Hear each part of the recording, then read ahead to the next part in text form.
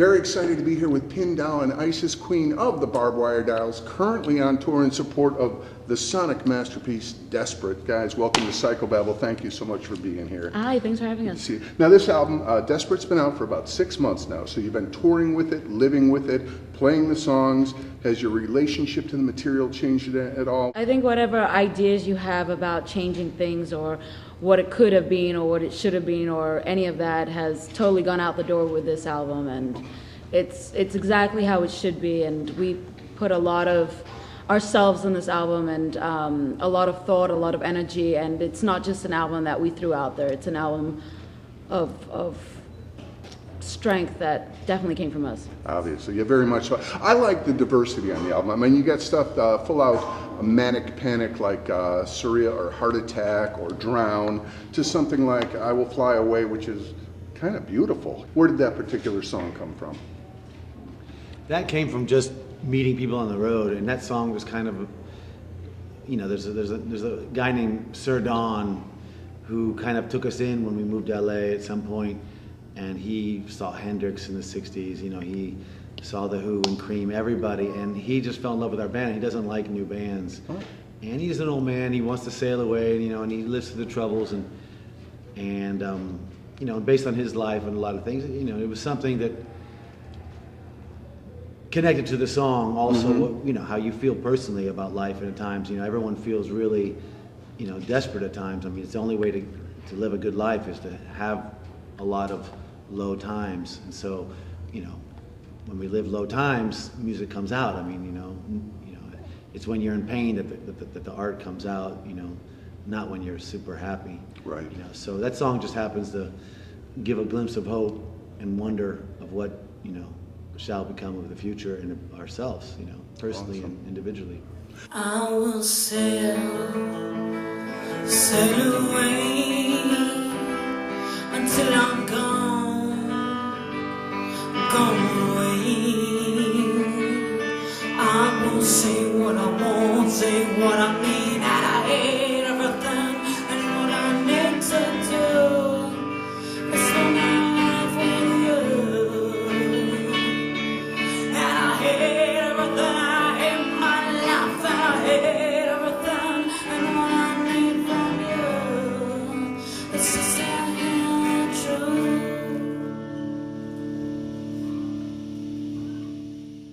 You've also got a song that's a tribute to Darby Crash of the Germs, who died at age 22. Why was his life in particular inspirational to you? Well, we love the first wave of punk. We're totally inspired by it because all those bands were, you know, formed and were a part of that scene because they were different and they brought something new to the table, and they weren't trying to mimic each other, and by being new and by bringing something new, they were automatically considered artistic or punk rock or some, you know, they upped that stage, and you know, the Germs were something completely new and different at the time, and it was based on total chaos, no rules, no apologies, no compromising, and that's inspiring when you're coming from an artistic place. You know, it's not about following anyone else's rules, it's about creating your own rules and finding out who you are in the process.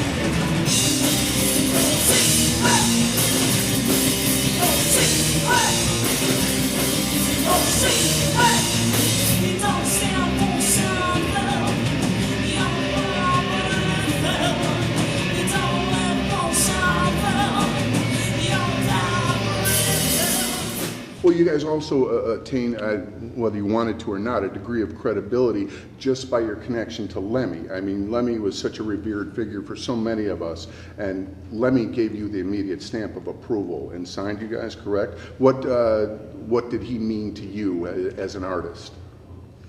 Well, I mean, always loved Lemmy and Motorhead, and essentially when he met us and saw us live, he simply said a few things like, always charge hard, don't change anything, give 100%, and never compromise, things like that, and wanted to put our album out, and we just said yes, because finally someone got it.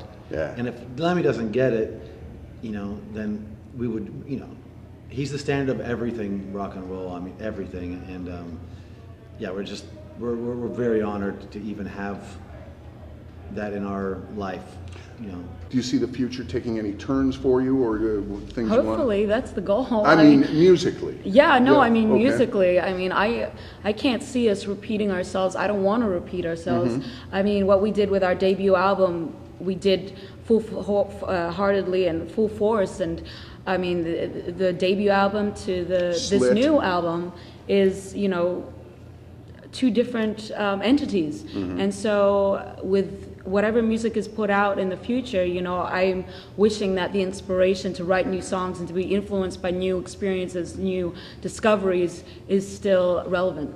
Yeah. Well, audio aside, punk has also always been sort of associated with a socio-political sort of message. Now, I saw you in another interview talking about how desperate or desperation can be viewed as a positive thing, in that, when you bottom out, it's a turning point, no place to go but up, that sort of thing. Some would feel that America is kind of at a turning point where don't know if we're going up or not. As citizens of the world, you guys have any opinions that you want to share about that?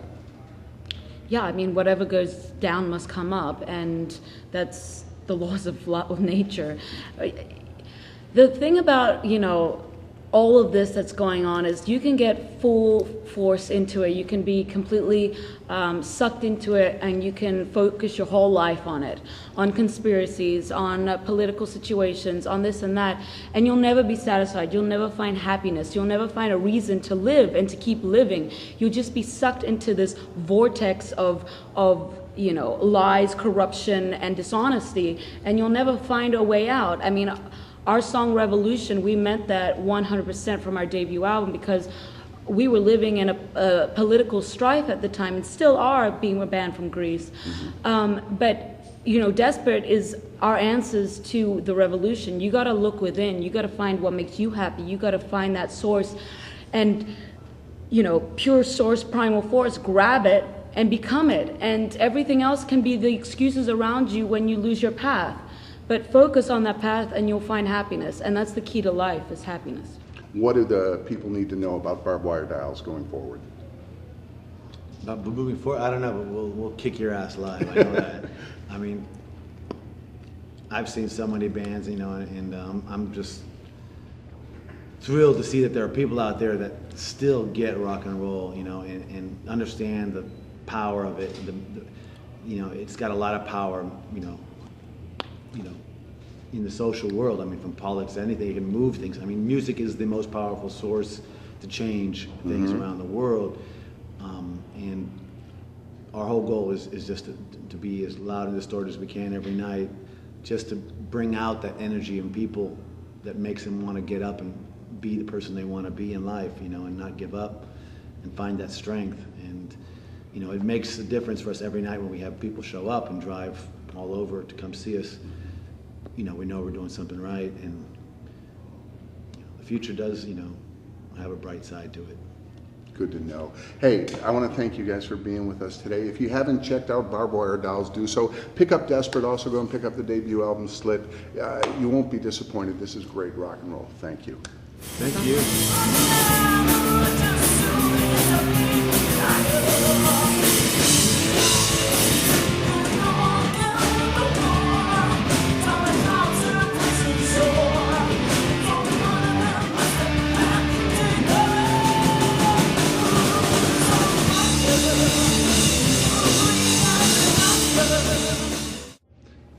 Hey, this This is Pin from Barb DOLLS. I'm Isis from Barb DOLLS, and you're watching Psycho Babble TV.